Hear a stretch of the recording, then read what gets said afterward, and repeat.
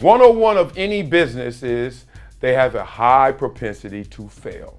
I was a paid ambassador. Did I read the fine print? Yes or no? Did I read the fine print and actually believe it? I don't know.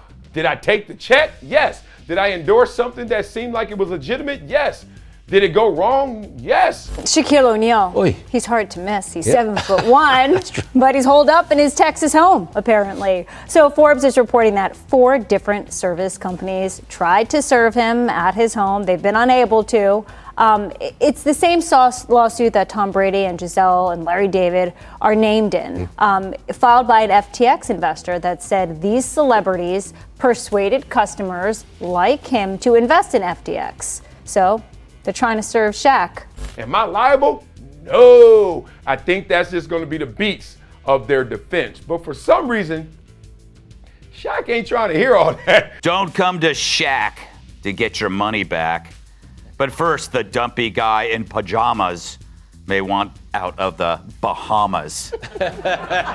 Shaquille O'Neal reportedly may be hiding in his house to dodge FTX lawsuit. I learned early that when I stop thinking about the payouts, I'll always be successful. So why is Shaq in the news for the wrong reasons? Breaking news overnight. FTX founder Sam Bankman-Fried arrested in the Bahamas, set to face a judge this morning after U.S. prosecutors filed criminal charges in connection with the multi-billion-dollar collapse of his crypto company. Recall the collapse of Sam Bankman-Fried and FTX. Charged by the U.S. Attorney's Office for the Southern District of New York. The move coming just 4 weeks after Bankman-Fried's cryptocurrency exchange, FTX, one of the largest in the world, valued at over $32 billion earlier this year, filed for bankruptcy. The charge here is defrauding investors out of billions of dollars. And if the federal government were to pursue wire or bank fraud charges here, Bankman-Fried could spend life in prison. He denied other media reports that he secretly moved $10 billion of customer funds from FTX to his hedge fund, Alameda Research. I didn't knowingly commingle funds. Many FTX investors aren't buying that, like Manny Batista, who says he can't get his $35,000 stake. I think he should go to jail, and there should be some way to have users recover their funds. Many sports fans will know of FTX through Super Bowl commercials starring Larry David. Golden State Warriors superstar Stephen Curry, viewed as the greatest shooter ever, also did a spot along with Tom Brady and now ex-wife Giselle Bündchen, including, of course, many more. And one of those many more is the big man himself, Shaquille O'Neal. However, what makes his involvement more intriguing is he has avoided getting served, per a report from Forbes, back in March for 4 weeks. This stemmed from a lawsuit being filed in Miami, Florida in November of 2022, which sought damages for their losses. It came from Edwin Garrison, pictured here on the left, who made an appearance on Fox News with his attorney, Adam Moskowitz. The 41-page document seeking repayment of $11 billion in damages was filed on behalf of the Oklahoma resident in the U.S. District Court Southern District of Florida. That came after FTX filed for bankruptcy. Moskowitz and his fellow lawyers on the case would say, "We have spent great efforts, 4 different service companies, trying to get y'all served with our complaint.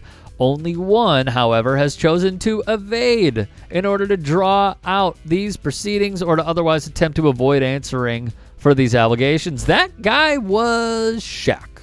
It's really astonishing the measures he has gone to avoid service," Moskowitz wrote in an email. "The irony is that the admitted facts against him are probably the worst against any of the FTX brand ambassadors." The attorney provided many examples of attempts to serve O'Neal at his Texas home. He would come to his own defense. "A lot of people think I'm involved, but I was just a paid spokesperson for a commercial," Shaq said.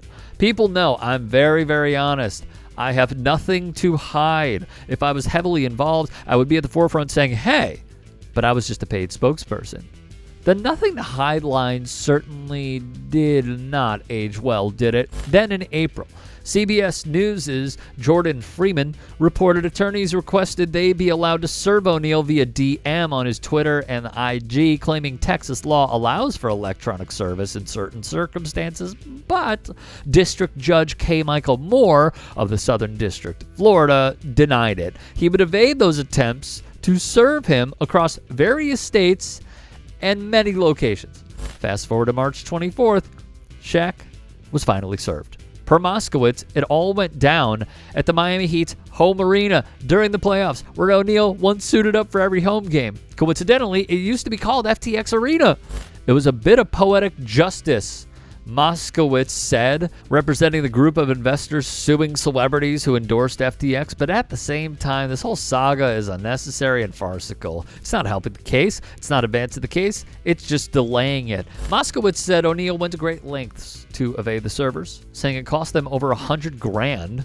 And there were safety concerns. I haven't heard of anything like this in 30 years, Moskowitz said. This is a defendant who's well known.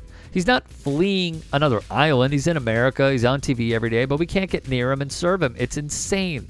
More from Moskowitz to PFT and Mike Florio. The allegations in the new crypto complaint are very serious and detail how him, his son, and his business partner all founded this NFT metaverse, and he made promises every week that he would be extremely involved, so the value of the NFTs would grow greatly. Once the FTX fraud was revealed, he ran away and has not been heard since. Well, now he has, and O'Neal has 20 days to respond to the complaints.